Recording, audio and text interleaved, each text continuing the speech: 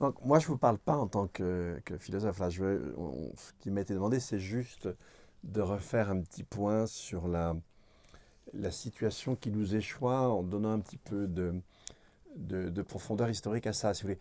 Si on regarde les différentes difficultés écologiques auxquelles on est confronté aujourd'hui, il y en a trois. Alors, il y en a une qui est facile à comprendre, c'est la question du dérèglement climatique. C'est visible, on peut le mesurer, enfin, on peut le ressentir, pas le mesurer, mais le ressentir soi-même. On l'a vu hier, déjà au moins depuis 2018. Il y a l'effondrement du vivant, c'est moins simple à comprendre.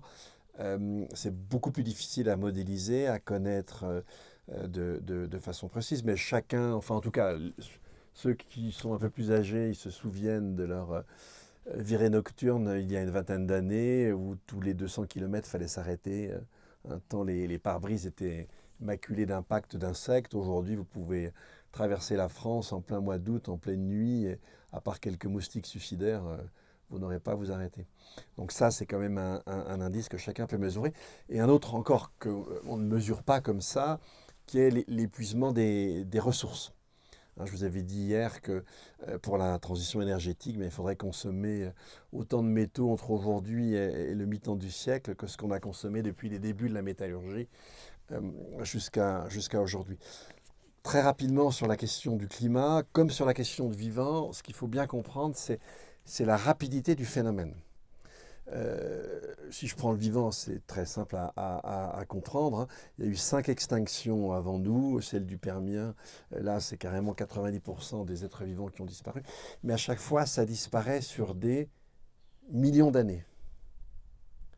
Et par exemple, cette fameuse extinction-là, le temps de reconstitution d'une diversité du vivant analogue, c'est 100 millions d'années.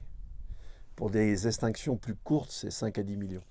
Donc voilà, on est sur des pas de temps qui sont très longs, alors que là, l'effondrement auquel on assiste aujourd'hui, c'est pas encore totalement un effondrement d'espèces, même si le rythme de disparition des espèces, il est 10 à 100 fois 10 à 1000 fois plus rapide que 100, excusez-moi, 100 à 1000 fois plus rapide que le rythme d'extinction durant l'histoire enfin de la vie complexe sur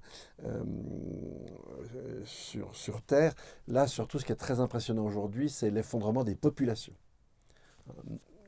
Si vous prenez les vertébrés, aujourd'hui, les vertébrés sauvages, c'est 3%. 67% sont nos animaux domestiques, surtout nos animaux d'élevage, et nous, c'est 30%. Et les 3 à 2 en fait, pour cent qui restent, c'est les vertébrés sauvages. C'est un changement d'équilibre total si on prend simplement un siècle ou deux de recul. Et comme vous le savez, les populations d'insectes, alors elles s'effondrent à une rapidité complètement dingue.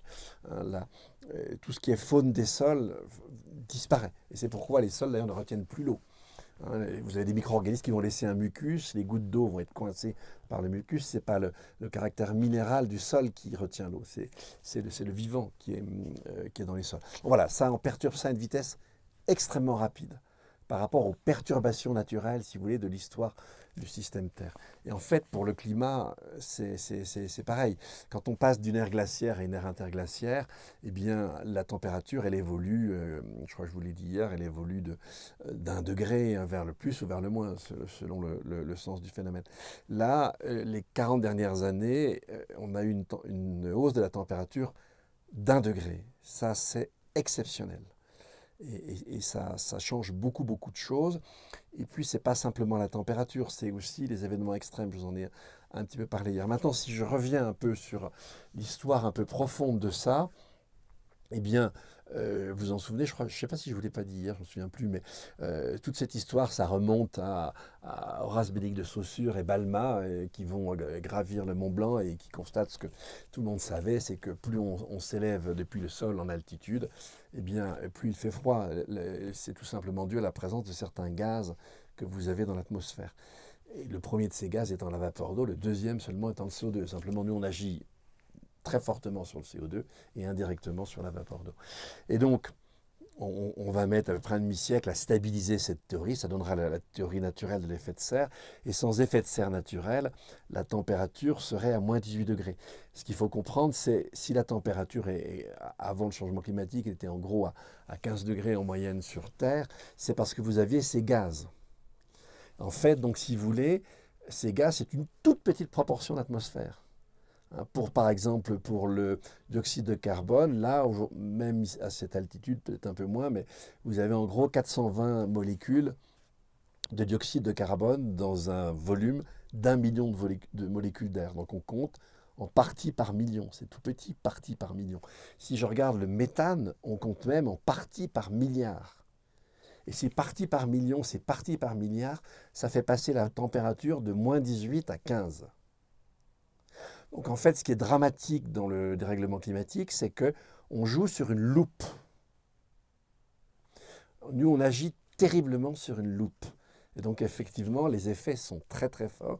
Ils sont beaucoup plus forts que ce à quoi on s'attendait. Et évidemment, l'accélération du dérèglement climatique, eh bien, pour aujourd'hui, si vous voulez, le dérèglement du climat, ça n'est que la troisième cause d'effondrement des populations et à la suite de disparition des espèces, mais très rapidement, ça va devenir la première. Et je vous rappelle, si vous cumulez tout ça, ces trois strates de problèmes, eh bien, en fait, ce qu'on est en train de vivre, c'est le fait que la Terre, ça je vous l'ai dit déjà hier, c'est que la Terre devient de moins en moins habitable. Vous vous en souvenez, quand je vous ai parlé de chaleur sèche, chaleur humide, je vous ai dit, effectivement, dans les décennies qui viennent, ce n'est pas la fin du siècle, c'est dans les 2 décennies qui viennent, 2-3 décennies qui viennent, une grande partie de la Terre, sous les tropiques, deviendra difficilement vivable. Et désormais, maintenant, vous avez des températures à 50 degrés partout. Du nord de la Sibérie, presque, 48 degrés, 7 dixièmes à Vercoyens, il y a 2 ans, et 50 degrés, plus de 50 degrés en Australie. Et évidemment, dans certaines contrées, les 50 maintenant sont récurrents. Ils sont totalement récurrents et parfois ils arrivent même en mai ou ils se produisent encore en septembre pour l'hémisphère nord. Donc voilà, ça, c'est pas. Ça, les gens n'ont toujours pas compris.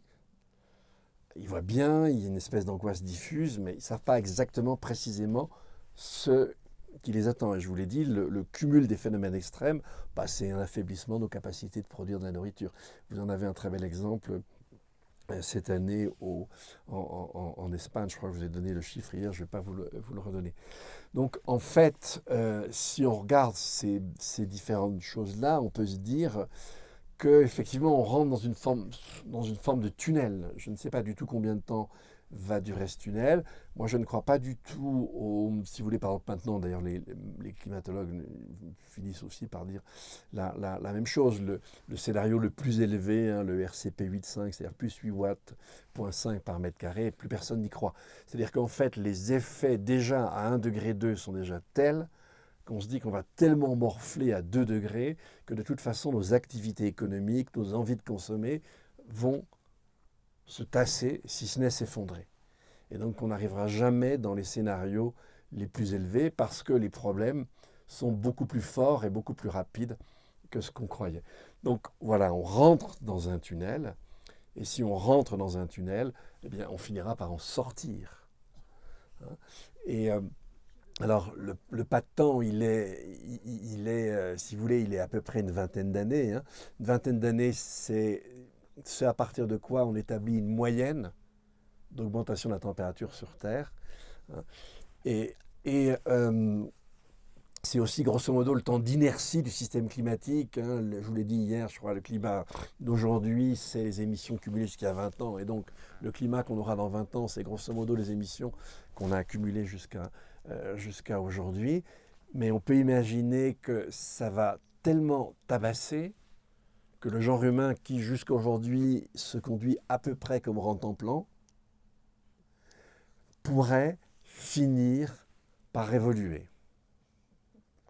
Et comme nous avons ici un spécialiste de l'évolution vers le meilleur du genre humain, je vais lui laisser la parole.